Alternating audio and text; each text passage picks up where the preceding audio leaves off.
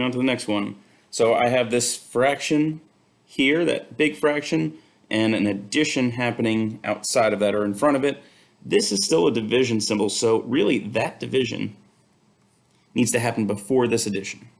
And again, there's this imaginary grouping idea here and there that makes it basically so that I'm going to do everything on top, everything on the bottom separately, and then divide whatever two numbers I get from that. So I'm going to treat those as two separate problems. 9 minus 4 squared. I'm going to do that exponent first. 9 minus 16, which is negative 7. So that's the number I'm going to get in the top part of that fraction. So negative 5 plus, I'm going to write that as negative 7 over whatever I get from this. 1 minus 2 times negative 3. So there I just set it as a minus 2, but I can also think of that as negative 2 times negative 3. 1 plus 6. Negative 2 times negative 3 gives me a positive 6. That's the number that gets rewritten there. This operation, that multiplication, turned into a positive 6 here, which is just going to give me 7 for the bottom of this fraction. Now I have addition and division. I'm going to do the division first here. Negative 5 plus, or really you could view that as a minus, but this is plus a negative 1. You might think of combining these symbols into negative 5 minus 1, or you can actually just simplify that, a negative 5. Adding a negative 1 to that, you're combining two negatives to make it a bigger negative, or a negative 6. All right, last one on this page, we are going to start with inside the parentheses. So I'm going to do that operation first.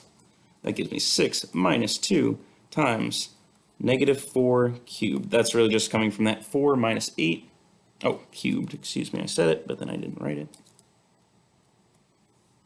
All right, that is going to be my next operation. I took care of everything inside the parentheses. I can't really simplify that anymore.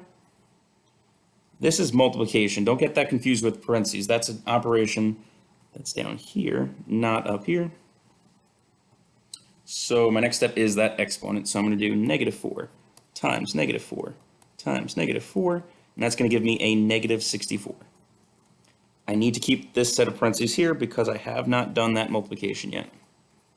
But that will be in my next step. I took care of all my exponents. Now I have to decide between that multiplication, that subtraction. So I'm going to do the multiplication next. Negative 2 times negative 64 is a positive, actually I'm going to rewrite that, negative 2 times negative 64 is a positive 128. So I'm going to write it that way. I'm going to write it as a plus 128.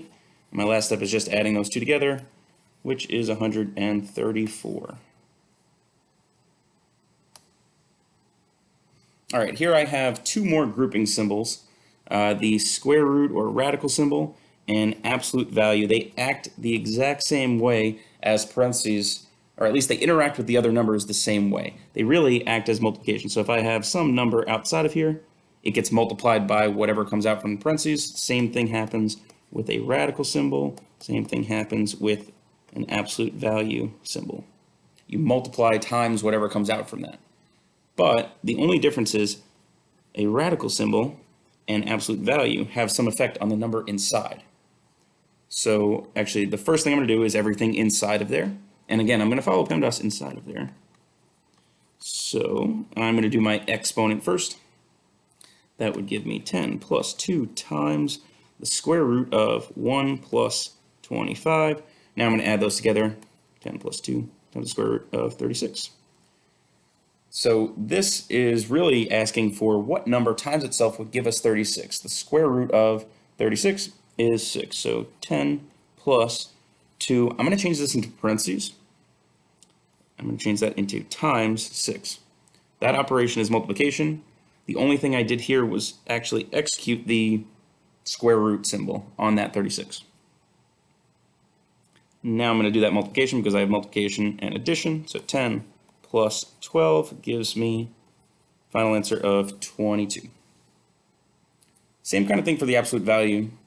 It's still operating as a multiplication on the outside, but absolute value really just changes whatever number on the inside into a positive. So you have to actually evaluate that just like normal and then change it into a positive number. And I'm going to do exactly what I did here where I changed that into a set of parentheses. Negative 2 still have the absolute value around. I'm multiplying that together. 5 times negative 6 is a negative 30 plus 10. This negative 30, the absolute value of negative 30, remember, absolute value really just measures the distance from 0. So 2 times now a positive 30. That's 30 away from 0. So that changes into a positive. And now I have multiplication and addition. I'm going to multiply this next. Negative 60 plus 10. Final step is just adding those together to give me negative 50. All right, we got 2 left here. So in this one, again, I'm going to use that just to think about it as a checklist as I'm going through this. I have 2 sets of parentheses here. And actually, since they're being added together, they don't really affect each other. I can actually start with either one, but I'm going to just be consistent here and work from left to right. So I'm going to do this one first. And inside of there, I have subtraction and an exponent, so I want to do that exponent first. So 2 minus 9, still in parentheses. And actually, like I said, these don't really affect each other, so I can actually do this in the same step. Plus, that's going to be a negative 1, still in parentheses, squared. This is very important that you keep that in parentheses, even though there's no multiplication happening there. That negative 1 squared in parentheses is not the same as negative 1 outside of parentheses squared. This means that our answer will automatically be a negative number. Without parentheses, that sign will always come down. With parentheses, you have to actually evaluate that as to what it's saying. It's saying multiply that number by itself 2 times. Negative 1 times negative 1. It's the whole thing inside of there times itself, which is actually a positive 1. Again, showing that those are actually not the same thing. So I'm going to evaluate in the parentheses here first before I do my exponent. That's negative 7 plus negative 1 squared. And like I said, negative 1 squared is actually a positive 1 because it's negative 1 times negative 1. So negative 7 plus a positive 1 is negative 6 as my final answer. All right, one last problem here. I have a bunch of exponents, nothing to do inside this parentheses, nothing to do inside of there. So actually, I don't really need to use parentheses at all, but I do have exponents. None of them really affect each other. This is being added to that, and then there's multiplication and division happening in between there. So I know I'm going to evaluate all of my exponents before I do anything else. So I'm actually going to do that all in one step.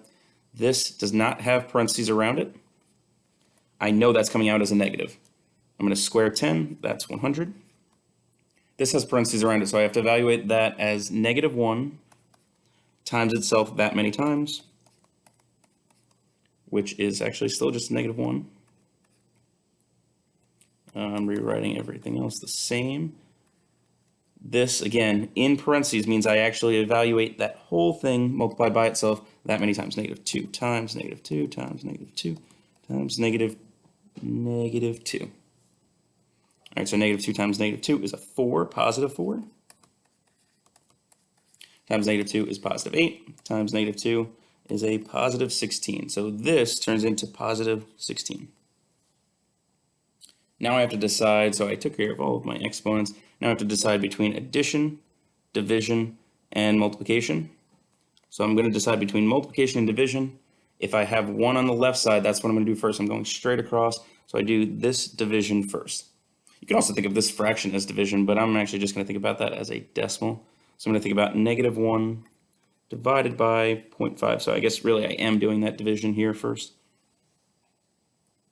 That is going to be a negative 2. So a negative 100 plus a negative 2 times 16. Now I have addition and multiplication. I'm going to do that multiplication next. Negative 100 plus a negative 32, and that is my last step. A negative plus another negative makes a bigger negative of negative 132.